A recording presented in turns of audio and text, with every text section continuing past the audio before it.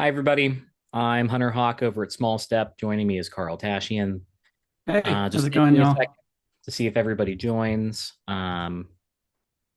If any questions come up, any thoughts, discussion items, there should be a little Q&A box in the bottom of your screen.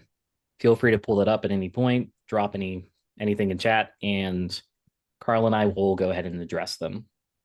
But some background, I'm Hunter Hawk, our security solutions architect. I've been here about 4.5 years now, but used to be a security engineer at an IoT company. Carl, Uh, I'll let you introduce yourself. and yeah, I'm Carl Tashian. I have been in startups for a long time, and I do special projects here at Small Step, all kinds of different things. Thanks, Carl. So, usually with webinars, we tend to come in with like a slide deck, um, maybe a little bit of a sales focus behind like getting into a demo and the technology. However, today we figure we'll start off the year with kind of just coffee chat. I've got my coffee. I don't know about Carl. I Um, got some tea, there we go. mint tea. Joining us from England. Um, so just kind of doing a coffee chat this morning. We're going to keep it lightweight. As I said, anybody who has questions, thoughts, anything to add to the chat, throw it in the Q&A and we'll be happy to discuss. But Yeah. today's webinar is going to be focused on SCEP, SCEP. It stands for Simple Certificate Enrollment Protocol.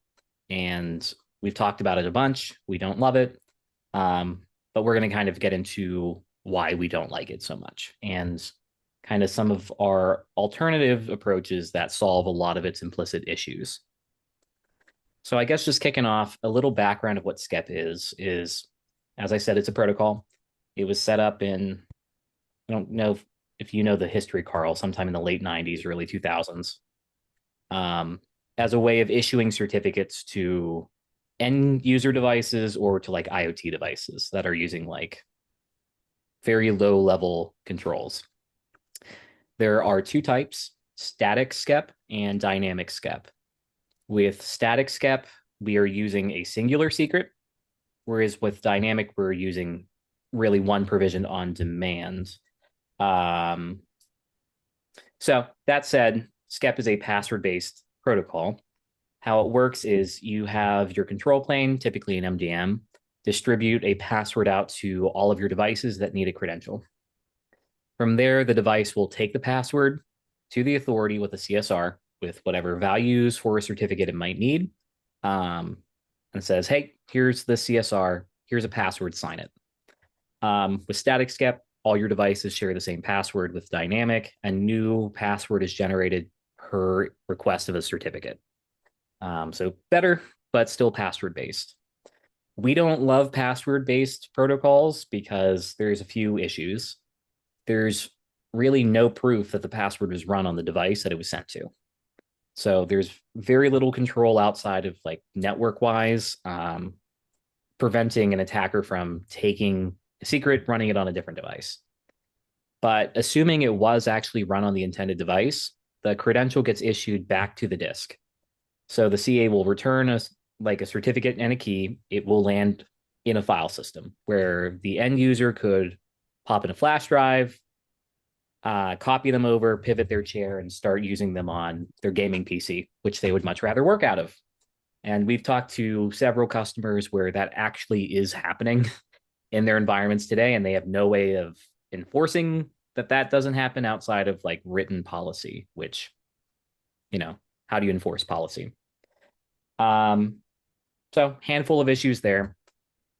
How we get around this is using the Acme protocol. Carl, I don't know if you have anything to weigh in on SCEP that I might have missed before I kind of get into Acme. Yeah, one of the other things about SCEP is that it can be used to like on Windows, you can issue certificates where the private key is hardware backed with SCEP. So the private key is stored in hardware and it's not exportable, but there's no proof of that. From the CA standpoint, the CA doesn't know where the private key lives when a SCEP certificate is issued. It has no cryptographic proof, and And so that also just sort of creates that's something to keep in mind as we move into talking about Acme. Mm. I will say SCEP does have its benefits, but it's optimized for like enrollment speed. We're trusting the MDM. We implicitly trust it. Let's just speed up enrollment and get this password out to all of our devices. But it's Yeah. not focused on identity assurance. Yeah. Um, It's also like I mean it's also like kind of it's a mess in terms of like the the protocol is made up of a bunch of it's there's a bunch of different RFCs, there's a bunch of ways to do SCEP, and like when you add in this idea of dynamic SCEP, that's not really a protocol. It's not a thing. It's just changing it's just like issuing new passwords, but actually there's no standardized workflow for doing that. And mm, so, like when we integrate with MDMs to offer dynamic SCEP, it's like sometimes it's a webhook, sometimes it's an API call to get the password from the CA to the MDM. Um, and it's sort of customized for each of our MDMs that we integrate with. So that's pretty annoying. That even like the sort of best practice way to use SCEP isn't even standardized, right? oxymoron. Um, so getting around that, we like protocols that support some sort of proof of possession. Um, ACME, ACME, admittedly, the acronym is lost on me right now, Carl. It's Invent, automated certificate management. Um, it's kind of embarrassing. We should know E for that. enterprise. No, I don't know. Maybe somebody in the QA will know. That said, that was invented by Let's Encrypt, I think, in 2016, possibly 2015. Um, Chances are you've probably used it if you have a website, you have some sort of domain that you're issuing a certificate for from a public CA. So they give you a string, random string computed by them, and then like you would take it, put it in a text file in DNS. So that's the DNS01 challenge type, or like run it on an HTTP server. So that would be the HTTP01 challenge type. And then effectively, when that resolves, so the DNS text record resolves to the registrar, you've proven that you own the domain. Or at least you've proven possession of the domain. So we, in collaboration with Google, a few years ago, extended the protocol with a new challenge type called Device Attest 01. So just like we can prove the possession of like a DNS like record, if we have the public keys for all of the secure enclaves in our fleet in a trust inventory, we can cryptographically complete that Acme challenge to these clients. Carl, it's not really supported though. Can you maybe speak towards like how that works with like iOS and Mac OS versus the alternatives? For device attestation? Yeah. Yeah, because like the Yeah. protocol's great. We've added extensions to it, but what does that even mean? Well, yeah, Acme device attestation is has been embraced by Apple and a couple other big companies. So the adoption is happening, and Apple incorporated it into their operating system in like 2022, I think. So that when you have systems under management, whether it's iOS or Mac OS or iPad, um, tvOS, you can issue Acme device attested certificates to those systems from your MDM, um, as long as you have an Acme CA to work with. You need a certificate authority that supports it. Mm, Um, and it's great. It's native in the operating system. Um, there are some caveats to that. And what we've done at Small Step is we've extended that support to Windows and Linux as well, because those operating systems do not have native Acme device attestation support. Um, and by doing that, we've created a that's the kind of the foundation of our device identity platform, because you have to be able to have not just hardware bound keys, private keys, but actually hardware attested, cryptographically attested device identity in order to build an inventory um, that is like, giving you a very strong, high assurance inventory of all of your devices and across all operating systems.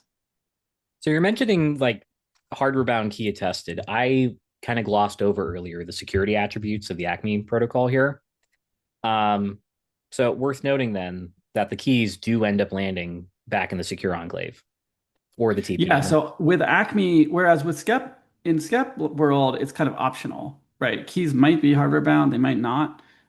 That's a big difference in terms of the security properties of the key, because if it's hardware bound, if it's not exportable, then I mean, you would need like it's not even feasible to get the key out of the device, right? Without um, destroying the device, essentially. Um, these keys are stored in either the TPM under Linux and Windows or the Secure Enclave on Mac OS. And what Acme Device Attestation adds is the ability to have cryptographic proof that the private key, is actually stored in those hardware-bound secure elements. So that the CA can know that it's like actually issuing certificates to only to your devices. And once you add an inventory to that, once you have actually all of the either the serial numbers of the Apple devices or the endorsement keys of the TPMs that you're working with, that inventory allows you to then like limit access to certificate issuance so that only those devices can actually get certs. And it's a very strong assurance that that's the case. So ultimately the client side's doing like kicking off the attestation. And that's the big difference here. The MDM channel isn't forcing this around, it's not shuffling certificates. The client on the actual device is the one requesting credentials when it boots up and like a direct connection to the CA to perform those attestations, prove that the device is what it says well, at least the TPM is what it Prove its claims. identity. Exactly. Tie it back to the manufacturer. Yeah. That's the trusted route there. And yeah, and also like think about the difference with SCEP, right? If you were to get a hold of an MDM payload Mm, that uses SCEP, if someone could intercept that payload, which certainly can happen, they can just issue a SCEP certificate on another device. If they get a hold of the Acme certificate issuance payload, there's really nothing they can do with it. It has no information that allows anyone else to get a certificate aside from, the device that it is targeting. yeah. Well, I'm talking about those payloads then. If your MDM supports Acme as a payload type, you can just swap over from your existing SCEP payload today to an Acme payload. And then that's the only difference. So if you're running like Mac OS and Jamf and you're using us for like EAP-TLS Wi-Fi, um, it's just a quick change of that profile type, right? And you would point it at our authorities, given we have a trusted device inventory of your devices already in inventory. Because again, we need to be able to trust the device on our end in order to satisfy that Acme challenge, right? Yeah, and a lot of customers are migrating from, SCEP CAs from Active Directory, from ADCS to Small Step, and what we offer is like bring your own root, right? Mm. So um, we can actually give you a CSR, have you sign an intermediate, and then we can issue certs for you, and you keep your root, and that makes that transition a little bit more, straightforward. There are caveats though, like with the Acme payload on Apple devices and the SCEP payload, the keys end up going into different keychains on Mac OS. And that means that the support is a little bit different. And there's a little bridging that we have to do. Mm. Um, that's why we actually have an agent program that runs on Mac OS. So we can kind of um, address some of the incompatibility between SCEP and Acme right now. Um, and it's just for certain use cases. For Wi-Fi, you don't need it, right? But for like certificates in Chrome, you do. Yeah. I think ultimately that comes down to the data protection keychain, right? Mac OS is just the outlier amongst everything where these device bound credentials end up in the kernel space, right? So like network connections, help me if I'm oversimplifying there, but like network connections like Wi-Fi or VPN can access that, but nothing, no applications you're running can plug in there without like a little connector that we can provide. That's close. Yeah. So the history here is that you might be familiar with the keychain access program on Mac OS. That's the traditional, they call like that's now kind of like called the legacy keychain Hmm. because that's the legacy of Mac OS is that that's been around for a really long time, holding people's keys and passwords and things. And then they've switched more recently over to a new keychain called the data protection keychain, which the passwords app is kind of based around, but it doesn't actually support showing certificates in the UI right now. So, yeah, so it's like a whole new keychain system. It has a completely different like access, like security policy system for access. And right now, that security policy only allows Apple first-party apps to access certificates that are in this new keychain. Um, Gotcha. and that's why, and that's actually that's also so on iOS and those other the mobile platforms is a little bit different. But basically, I think what they're doing is bringing these in line with each other. The data protection keychain was always the keychain, as far as I know, on iOS, right? Because it's a newer operating system. Hmm. And they're finally bringing Mac OS to sort of be more aligned with uh, with the mobile OSs. It's kind of funny if you ask me how like there's so many little caveats where it is Ugh. standardized.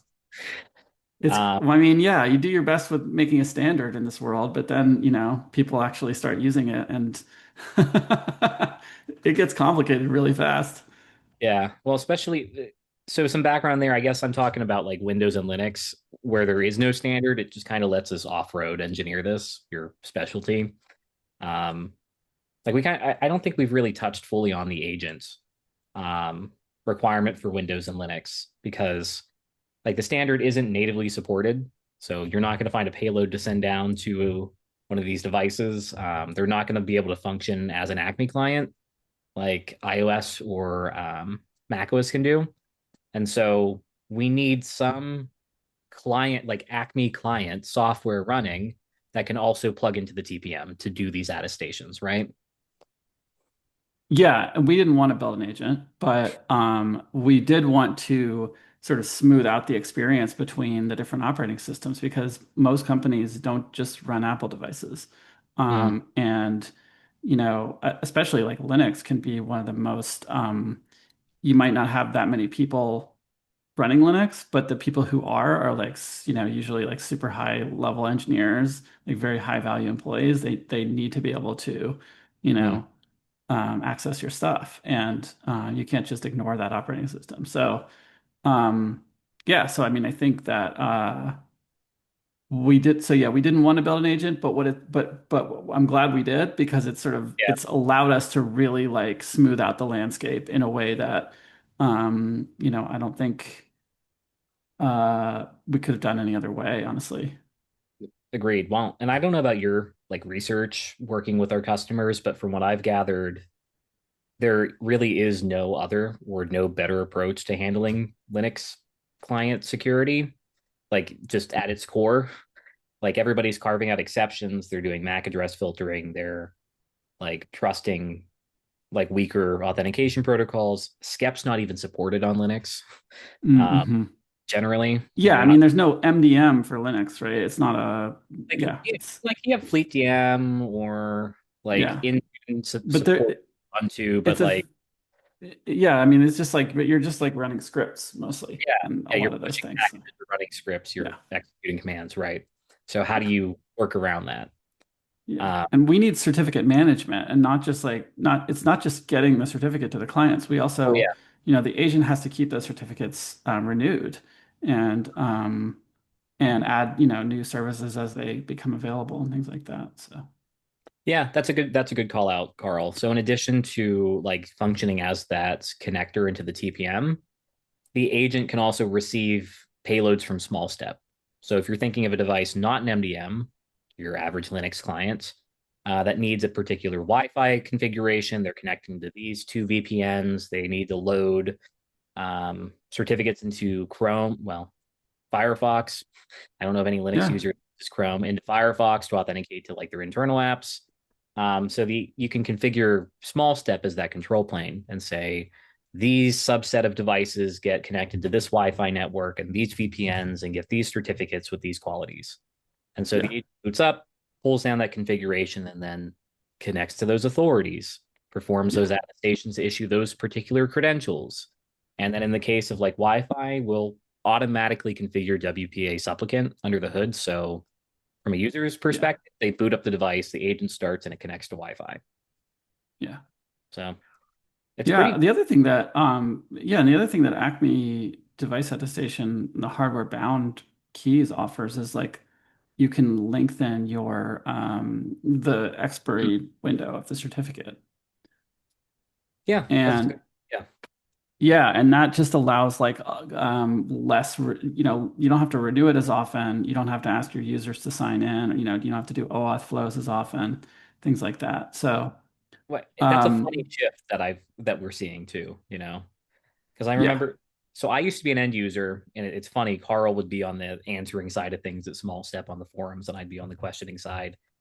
And like the instructions that he would always give me was short-lived certificates, like as short-lived as possible. And we were leaning on like I was using open source, so like passive revocation. And Yeah. suddenly that's not quite the requirement anymore. That's not even necessarily the like proposed solution Yeah, it because depends on the people's threat model, obviously, but yeah, like, and if you're doing on-demand work, you're going to still want the certificate to be pretty short-lived. It just depends on, but if it's like a Wi-Fi cert, for a lot of companies, going longer-lived is better, because there's a lot of challenges sometimes with renewing those. If like somebody turns off their laptop for a while, it's like, you don't want it to expire, before it gets back online to renew. So. Yeah. So the opportunity is there for longer lived, and sometimes it makes, I think in a lot of cases, our solution here makes for a better UX, right? Because you're just like prompting people less often, you're giving them higher security, and with certificate-based authentication, there's no like, uh, you don't have to ask the user for anything. It's just transparent. So yeah, yeah, I'm wondering if there's any questions from the audience now. We can definitely open it or up just if anybody's got any questions. gripes. Like I know you're talking about certificates expiring. I know with your traditional like 80 joined environment, like that sucks. You got to take the device and put it physically on the network to get a new certificate. Hmm. Hmm. Hmm. Acme, we're Yeah, going over the public internet and doing an attestation of hardware. So you yeah, lose your certificate. You don't lose it. Expire a certificate. You need a new one. You just go on a public Wi-Fi network. yep. Boom. It's a little easier to do remediation for sure. Yeah. Yep. And all your certificates are new. Yeah. See, nothing coming in the chat at the moment. Let's see. Well, I guess we can talk about kind of moving like what the future looks like. So assuming we're rolling out with Acme, um, like the way that we described it is, in Jamf, we can just swap over to an Acme payload from SCEP. Um, it's not so easy with other systems. So correct me if I'm wrong, Carl, but it seems like there's really no completely getting rid of SCEP everywhere. Like I'm thinking like network switches, printers, like I Yeah.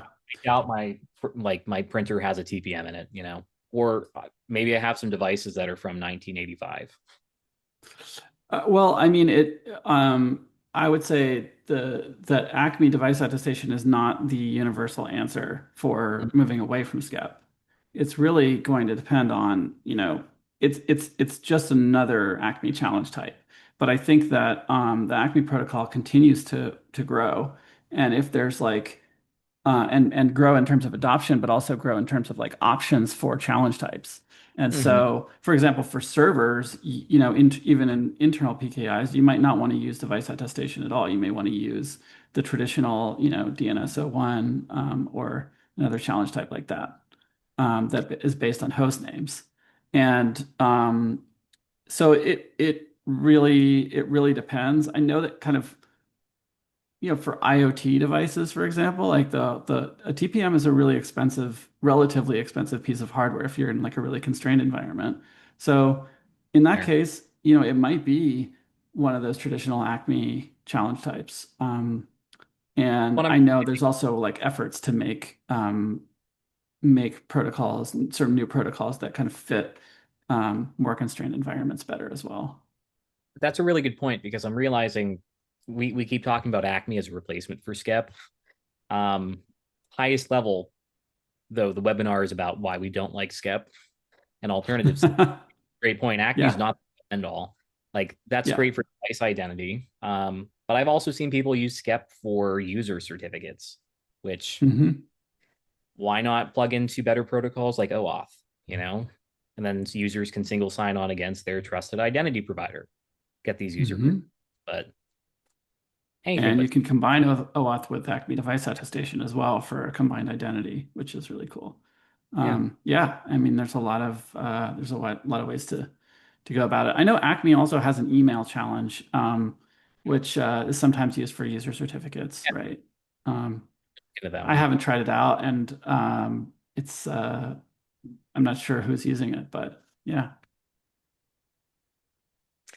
We'll have to look into that later. If anybody's using it, we would love to know. yeah. I mean, SMIME certificates are still a thing, so that's also like a way in which yeah, that like email challenge might be useful for that. I'm not sure.